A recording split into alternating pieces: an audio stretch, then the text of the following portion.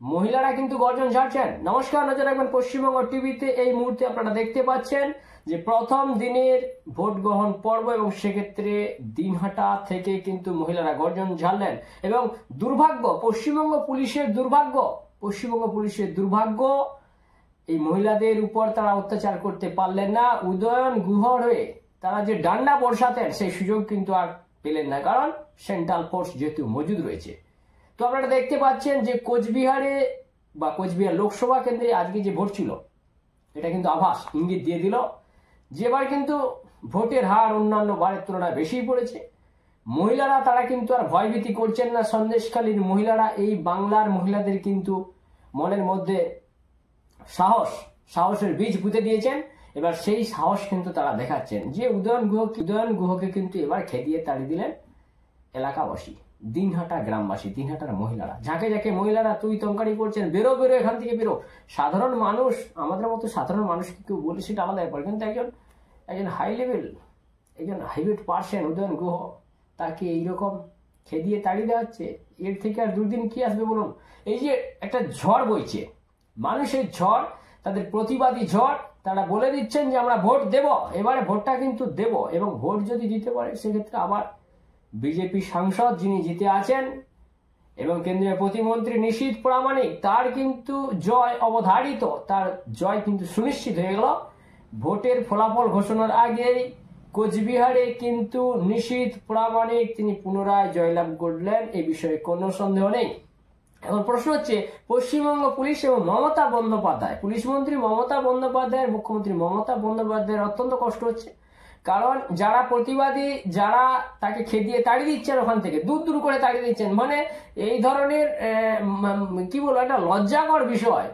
যার বাক্সবন্দী হয়ে থাকার কথা ছিল তিনি গেছেন, তার বাক্সবন্দী অবস্থায় থাকার কথা, কারণ অশান্তি হয় সেই এলাকায়, বারবার অশান্তি হয়, আর তিনি কিন্তু নিজে অশান্তির মধ্যেও কিন্তু একাধিকবার জড়িয়েছেন।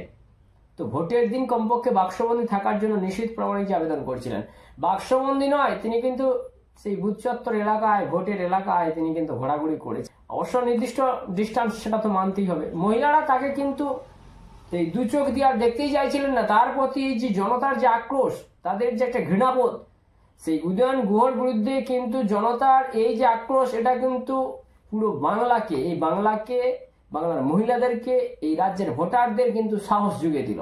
সন্দেশখালী থেকে সাহসের বার্তা, সেই সন্দেশখালী থেকে সাহসের বীজ কিন্তু এবার দিনহাটা হয়ে সারা পশ্চিমবঙ্গে ছড়িয়ে যাচ্ছে। মহিলারা যেখানে রুখে দাঁড়াবে, সেক্ষেত্রে পশ্চিমবঙ্গ পুলিশের কি ক্ষমতা আছে, যেখানে কেন্দ্রীয় বাহিনী রয়েছে। এবার কিন্তু বিপাকে পশ্চিমবঙ্গ পুলিশ, ওনারা কিন্তু বিপাকে। উদয়ন গুহকে তাড়িয়ে দিয়েছে, ওখান থেকে মহিলারা দূর করে তাড়ালেন, তুই তঙ্কারি করে বেরো এখান থেকে। এটা আপনার কেমন লাগলো অবশ্যই মতামত করে জানাবেন, যে ভালো লাগলো নাকি মহিলারা অনুচিত কাজ করলো। মামাটি মানুষের সরকারের পক্ষে এবার কি মহিলারা রয়েছে, নাকি মামাটি মানুষের সরকারকে চাইছে না? অর্থাৎ তৃণমূলের একজন বিধায়ক এবং রাজ্যের মন্ত্রী উদয়ন গুহ, উত্তরবঙ্গ উন্নয়ন মন্ত্রী, তাকে এইভাবে তাড়িয়ে দেওয়া হচ্ছে।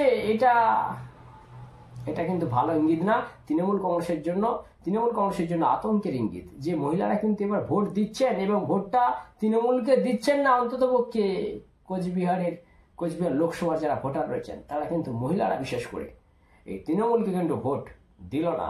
আর সেটাই কিন্তু আছে প্রকাশ, তার বহিঃপ্রকাশ দেখা গেল যে তৃণমূলের বিধায়ক উদয়ন গুহ, তাকে কিন্তু এলাকা থেকে খেদিয়ে তাড়িয়ে দিল। কারা না? দিনহাটার যে সমস্ত মহিলা ভোটাররা এবং নিশীথ প্রামাণিক, যার বিরুদ্ধে ঝুড়ি অভিযোগ শাসক দল এনে থাকেন। কিন্তু সেই নিশীথ প্রামাণিক সাংসদ, বিজেপি সাংসদ নিশীথ প্রামাণিক, কোচবিহারের সাংসদ নিশীথ প্রামাণিক এবং কেন্দ্রীয় প্রতিমন্ত্রী, তাকে কিন্তু মহিলারা এবার সেখান থেকে তাড়িয়ে দিলেন না। অর্থাৎ এতে বোঝা গেল 24শে কোচবিহার লোকসভা থেকে বিজেপির জয় সুনিশ্চিত হয়ে গেল। ভোটের দিনে কিন্তু সেই জয়ের ফলাফলের আভাস বা ইঙ্গিত আমরা লক্ষ্য করছি। নমস্কার, নজর রাখবেন পশ্চিমবঙ্গ টিভিতে।